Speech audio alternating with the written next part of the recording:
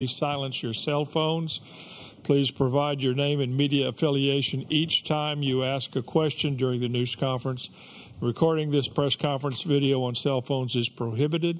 And if you're joining us on Zoom, please use the raise hand function for questions. We'll address questions from the room first and then take questions from Zoom as time permits. Sully, give us an overview, please. Well, it was obviously well-played game. We got off to a tough start on the mound. We ran into a lot of offensive counts, but Brandon was able to pitch his way out of it. Obviously, his pitch count got up there. I thought Cade came in and did an outstanding job. Obviously, he made that one mistake on the 0-2 count, but other than that, he pitched great. And I thought Brandon pitched great. Came down to one pitch. Offensively, we struck out 20 times tonight. They only walked 2. I just think our swings were a little bit big tonight, and we've handled the moment really well tonight. Offensively, I think we kind of got caught up in it a little bit, and that kind of resulted in the strikeouts. But with that being said, we got Hurston going tomorrow, and we'll do everything we can to win tomorrow and force a Game 3. That's simple. Okay, we'll open up for questions for the student athletes first. Please raise your hand. We'll get a hand mic to you and tell us who you're directing the question to. We'll start with Kevin. Yeah, question for either hitter. What made Floyd so tough tonight in your mind in terms of his stuff? I mean, I think he's just a great pitcher in general. He has a fastball that kind of plays like it rides a little bit with an induced vertical break. It's a lower slot. The shadow isn't the easiest thing at the beginning of the game either. I think it got shown for both teams in the first couple innings. But, yeah, he's a great pitcher that went out there and threw it really well tonight. What else could you ask for a guy in the College World Series giving you a bunch of really good innings and limited their bullpen use tonight. So they played a great game. Wyatt? Yeah, pretty much what BT said. He's a really good pitcher as it is, and tonight was just his night, and that's just kind of how it went about, and that's just what it was, I guess. Okay, next question. Yeah, Matt.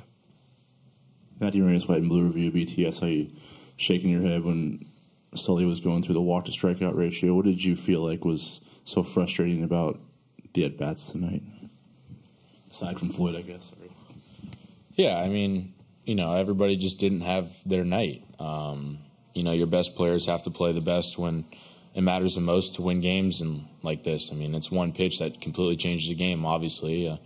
Tonight was a perfect example of that. And, they just won way too many pitches or more pitches than we won tonight. And sadly, that's the name of the game sometimes. But, all we can do is move on to tomorrow and, like Sully said, try to force a Game 3. Okay. Well, Kevin again. Wyatt, I'm curious your thoughts, your emotions in the bottom of the 10th when you hit that line drive. It looked like it was, maybe going over the left fielder's head. Did you think it had a shot, and how tough was that, for him to make that catch? Yeah, I knew I hit the ball good. I just hit it right at him. So obviously that sucks, and it's probably something I'll never forget looking back on it. But that's just baseball, really. You can hit the ball as hard as you can, but sometimes it just goes right at him. So that's just part of it. Okay, Brandon. Brendan Prizman, Omaha World Herald. BT, you've caught for Brandon Sproat for a couple of years now. What can you say about his mentality tonight and how he was able to get out of a lot of those jams in the early innings? Well, I think he had to get out of a lot of jams, like Sully said, because we got in a lot of deeper counts, and there are a bunch of really good hitters that don't like to strike out and like to get themselves in advantage counts and do damage, and that's exactly what they did. So it didn't really play into our favor that we weren't getting ahead of guys. But yeah, whenever Sproat got in jams like that, he kind of pulled himself together and made some pitches when it mattered the most, but ran up his pitch count really fast, and he was out after 4 innings. So that didn't really play into our plan, but I guess he got out of jams when he had to. Okay, Joe. Joe Healy, D1 Baseball. BT, how much of an advantage do you feel like it is for your club? You get to come back with Waldrop tomorrow, just given how well he's thrown for y'all lately. Yeah, well, anytime that guy gets on the mound, is a great advantage for us. Ultimately, we have to go out and execute. I think execution is the most important thing right now. You can throw out all the talent. You can throw out everything else. All that matters right now is if you execute and make the pitch when it matters, or the at-bat when it matters, or the defensive play when it matters, because if you don't, you're going to lose to good teams like LSU. So, we have to go out tomorrow and attack and bring the game to them, and that's all we can do. We have time for one more question if anybody wants to take it. Kevin, just beat you. Yeah, for either player, just mindset going into tomorrow, and how do you feel about having Hurston on the mound? What? Yeah, I mean, like BT just said, anytime Hurston gets on the mound, we know we have a really good chance to win. So, I mean, obviously we're trying to flush tonight and just come in tomorrow ready to play.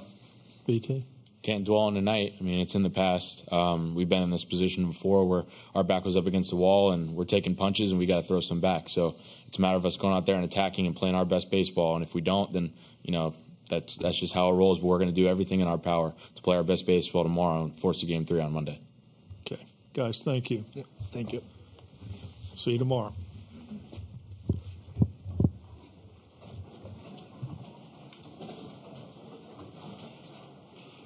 Okay, we'll have questions for Sully now. And somebody. Okay, Matt.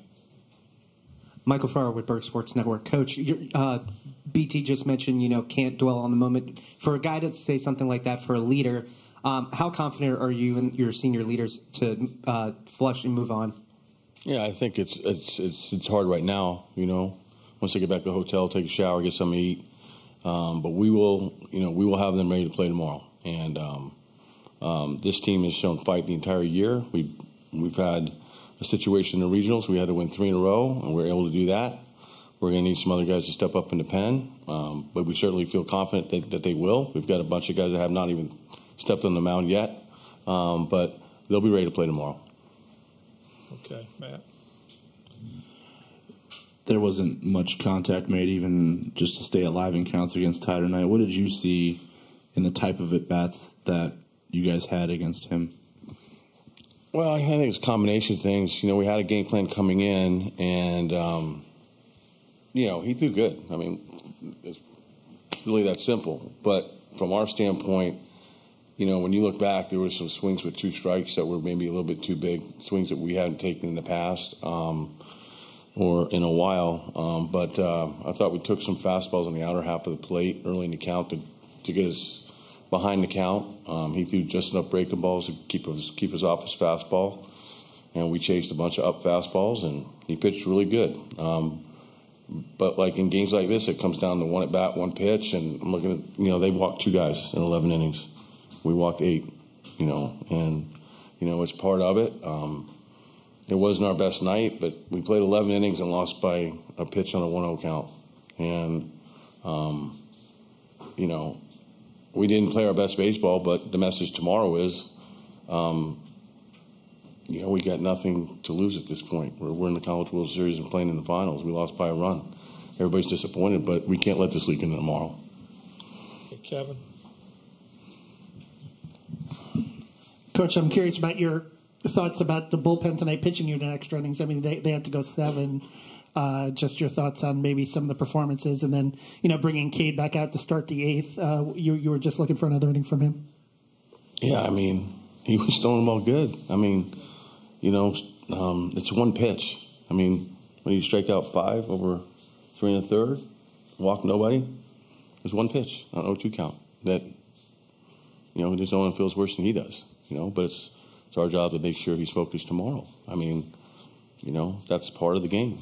It's just sometimes it comes down to 1 pitch. But Cade knows what he's doing. We wouldn't be here without him right now. So, we'll boost up his spirits tomorrow and get him ready to go. Okay, Brendan. Brendan Preisman, Omaha World Herald. Coach, you mentioned needing more guys to step up out of the bullpen. Obviously, Sproat didn't go maybe as deep into the game as you would want him to, only 4 innings pitched, but 3rd straight game with 100-plus pitches. What does it mean to you that you've got an experienced guy like that that's able to bounce back out of jams and keep that pitch count up and going as late into the game as possible? You talking about Hurston? No, about Sproat tonight, managing to get out of some of those jams early in the game, and even though his pitch count was up, stay in the game as long as he could. Yeah, I mean, the bottom line is he left and kept us close, within one swing of the bat. Certainly hoped to have gone deeper into the game, but the other guys did pick him up. Like I said, it came down to when you lose games by one run or win games by one run, it comes down to one this or that. But in this situation, there was quite a few things that led to us to this point right now. So, we've had a lot of good fortune, and the ball that Wyatt hit, if it's over his head or 5 more feet to the left or right, we're in a different position. But, it is what it is. We got outplayed tonight, but our job is to make sure these guys are ready to go tomorrow.